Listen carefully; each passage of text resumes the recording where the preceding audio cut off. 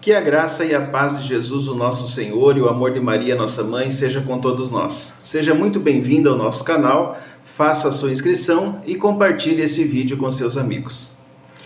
Queridos irmãos, a falta de discernimento, de visão espiritual, de responsabilidade no meio protestante é uma coisa escabrosa. Nesse vídeo aparece mais uma pastora protestante profetizando as riquezas, as realizações mais egoístas do coração humano para o homem que foi preso essa semana acusado de exploração infantil. Acompanhe essa bizarrice. Muita gente como pastora, mas em tão pouco tempo nunca ninguém mudou toda a minha vida como Deus fez eu com eu já entendi por tanta gente, já fui chamada de tanta coisa nessa internet e eu não me vitimizo não, viu? Vocês veem aqui eu pedindo um minuto, você tem um minuto para ser bênção para a vida da pessoa, não para se vitimizar, mas eu vou dizer, uma pessoa que entrou na minha peleja, na minha guerra, como você, meu filho, debaixo do Senhor, mas há um mês atrás ele ligou para mim de madrugada e disse, pastora, tá fazendo o quê? Em um vento que eu passei, venha para aqui agora. Nenhum crente ligou para mim, nenhum pastor ligou para mim. Sabe o que eu digo para minhas ovelhas muito do meu ministério? Ele para mim foi mais crente do que muitos de vocês, porque eu ajudo a todos vocês, mas vocês não ligaram para mim para perguntar o que eu estava precisando. Mas ele ligou e disse, vem aqui pastora. E é isso que a gente quer ver, na hora que a gente precisa, quem entra na guerra da gente. E aí? Você é doido? Você é pichuruco? Você é pichuruco? Você é pirulento?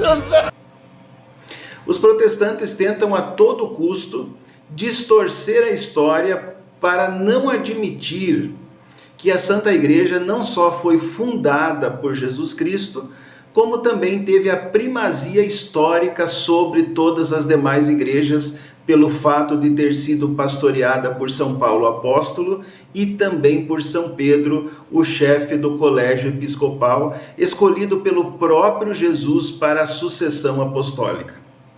Quando Jesus disse no Evangelho de São Mateus, capítulo 16, versículo 18, Tu és Pedro, e sobre esta pedra edificarei a minha igreja, te darei as chaves do céu, tudo que ligares na terra será ligado no céu, tudo que desligares na terra será desligado no céu. Quando Jesus disse no Evangelho de São Lucas, capítulo 22, versículo 31, também a São Pedro, confirma na fé os teus irmãos. Quando Jesus disse no Evangelho de São João, capítulo 21, versículo 15, também a São Pedro, apacenta os meus cordeiros. Em Atos, capítulo 2, versículo 14, São Pedro foi quem fez a primeira pregação pública depois da ressurreição do Senhor.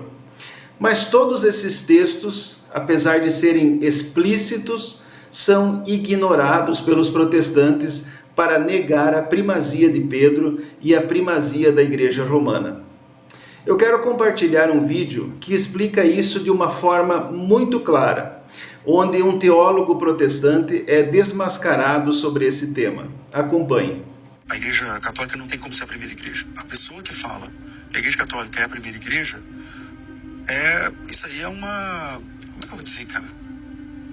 É uma idiotice. O que significa idiotice? Uma atitude tola, comportamento idiota, sem sentido. Idiotas. É isso que você é, católico. Pelo menos na visão deste Senhor. Isso aí é uma... Como é que eu vou dizer, cara? É uma idiotice, né? Porque a primeira igreja é judaica. A primeira igreja é a igreja de Jerusalém. Afinal de contas, para que o Evangelho, para que a Boa Nova de Cristo, se a igreja é judaica, não é? Então não precisava ter Jesus Cristo, caramba. Então a Igreja Católica não é a primeira igreja, porque a primeira igreja já tem uma vaga, que é a Igreja de Jerusalém, já preencheu essa vaga. A Igreja Católica, Apostólica Romana, também não é a segunda igreja. A segunda igreja está lá em Atos dos Apóstolos, capítulo 12, capítulo 13. A Igreja de Antioquia. A Antioquia da Síria. A segunda igreja é Síria. É da Síria. A Igreja Católica não é a terceira igreja. A Igreja Católica não é a quarta igreja. A Igreja Católica não é a quinta igreja. A Igreja Católica não é a sexta igreja. Entende? No radar, eu não sei em que número estaria, mas a Igreja Católica está lá na frente.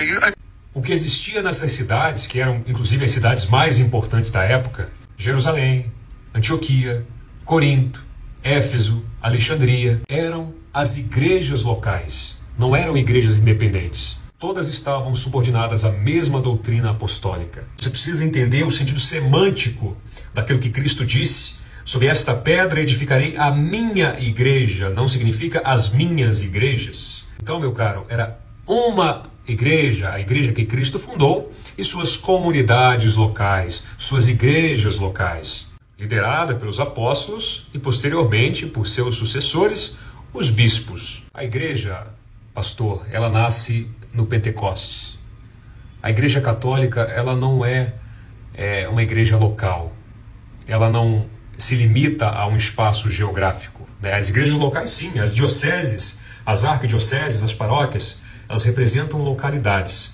Mas a igreja universal, a igreja católica, ela estava presente em Jerusalém, ela estava presente em Antioquia, ela estava presente em Alexandria, ela estava presente em Corinto, em Éfeso. Antes mesmo de Pedro e Paulo chegarem a Roma, a igreja católica já existia. A igreja católica está firmada numa única doutrina.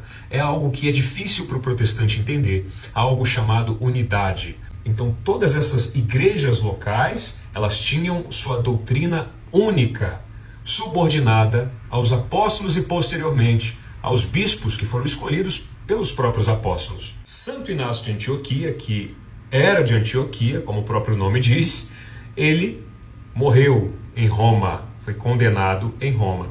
E Santo Inácio é muito conhecido por suas cartas às diversas igrejas locais, certo? Veja que interessante. Santo Inácio de Antioquia foi o primeiro a utilizar o termo igreja católica. E isso foi por volta do ano 100. E não é porque o termo católica foi cunhado somente no ano 100 que a igreja já não existia desde o princípio lá em Pentecostes. O que faz da igreja ser a igreja de Cristo não é nem o nome e nem a localidade de sua sede. A igreja católica é da Europa, meu Deus do céu. A igreja é oriental. A igreja, ela começa entre judeus, na Judeia, lá em Jerusalém, na capital de Israel, e se expande para vários lugares do Oriente. Depois chega no norte da África primeiro. Por exemplo, a igreja copta, que é a igreja egípcia, ela é muito antes da igreja de Roma. Então, a pessoa que diz assim, não, a igreja católica é a única igreja, a primeira igreja. Então, primeiro tem que caçar o caminhão que você caiu. Né? Você não entendeu nada, volta lá, começa tudo de novo, vai estudar. Vai estudar você. Para de falar o que você não conhece, o que você não entende. Cristo fundou uma única igreja. Porque deixa eu te falar uma coisa que não entra na cabeça do protestante, é o fato de que, nessa época da criação dessas igrejas locais, não existia evangelho escrito. O elemento de autoridade não era o Novo Testamento. Eram os homens, apóstolos e depois os bispos da igreja. Tudo o que estava fora da autoridade dos bispos da igreja era considerado heresia. Depois de tudo isso que foi dito aqui, será realmente que são os católicos que acreditam em idiotice? Será que são idiotas? Será que o Papa é idiota? Será que os padres, os bispos e todos os fiéis leigos da Igreja Católica são idiotas? Olha, pastor, eu acho que você que precisa estudar. Para finalizar, quanto aos coptas, a Igreja do Egito, eles se separaram de Roma somente no século V, se eu não me engano. Deixaram de ter a comunhão plena com Roma, apesar de que nos dias atuais os coptas têm uma relação muito boa com Roma, assim como os ortodoxos também. Vamos agora então para mais um testemunho de conversão para a Santa Igreja Católica Apostólica Romana. E eu comecei a perceber que eu havia construído um espantalho do catolicismo. Então, e geralmente é o que se faz, e é o que a gente vê, e eu como ex-protestante evangélico, eu vejo isso e eu sei disso. Então geralmente as pessoas constroem um catolicismo imaginário e atacam esse catolicismo imaginário como se fosse o catolicismo real, mas não é. Porque quando você vai para o catolicismo real, não é aquilo que você estava acostumado a atacar. Então isso para mim já foi um banho de água fria, porque eu estava redondamente enganado, né? Que com essas palavras você tenha um dia abençoado, um dia cheio da graça de Deus É o desejo do meu coração, no nome do Senhor Jesus.